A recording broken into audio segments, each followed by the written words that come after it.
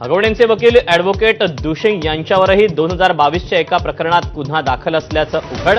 Collar पकडून सरकारी वकिलाला मारहाण केली होती. अटकपूर्व जामिनामुळे अटक टळली होती.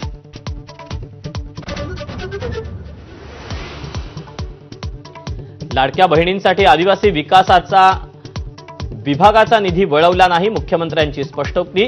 अर्थसंकल्पामध्येच आदिवासी विभागासाठी जादा निधी तरतूद केल्याचं स्पष्टीकरण.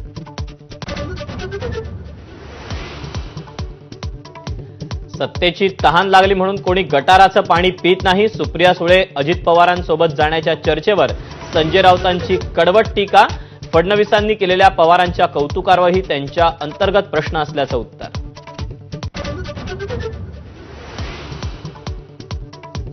अजित पवार आणि एकनाथ शिंदे दोघेही संवादात चांगले नाहीत.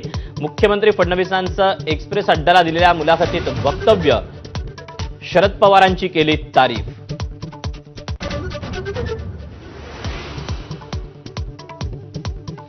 संभाजीनगरचे उद्योजक संतोष लड्डांच्या चोरीला गेलेल्या सोन्याचा गौडबंगाल कायम. 5.5 किलोंपैकी केवळ 3% सोनं परत मिळालं. उर्वरित सोनं गेलं कुठे? लड्डांचा सवाल. माझाला एक्सक्लुझिव्ह मुलाखत.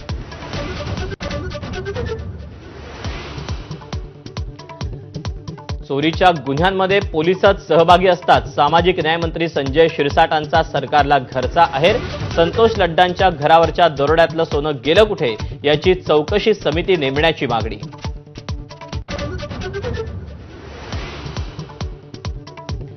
बीडकरांच्या पाण्याचा प्रश्न जून उजाडण्यापूर्वीच मिटला. शहराला पाणी पुरवणारं बिंदुसरा धरण 90% भरलं. अमेरिकेचे अध्यक्ष डोनाल्ड ट्रम्प यांना कोर्टाचा दणका. आयात कर लावण्याच्या निर्णयाला स्थगिती. निर्णय घटनाविरोधी असल्याचा निर्वाळा.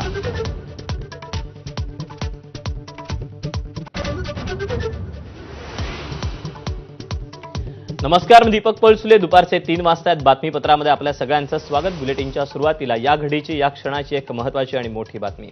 वैष्णवी हगवणेचा हुंडाबळी गेल्यानंतर आरोपीच्या पिंजऱ्यात असलेल्या सासरच्या हगवणे कुटुंबाकडून वैष्णवीच्या चारित्र्यावर बोट ठेवण्यात आलंय. तसंच काही गंभीर आरोपही करण्यात आले. त्यांच्या या आरोपांना कसपटे कुटुंबानं पत्रकार परिषद घेऊन सविस्तर उत्तर दिलं. विरोध असतानाही केवळ दबावापोटी वैष्णवीचं हगवणे कुटुंबात लग्न लावून दिल्याचं सांगताना अनिल कसपटे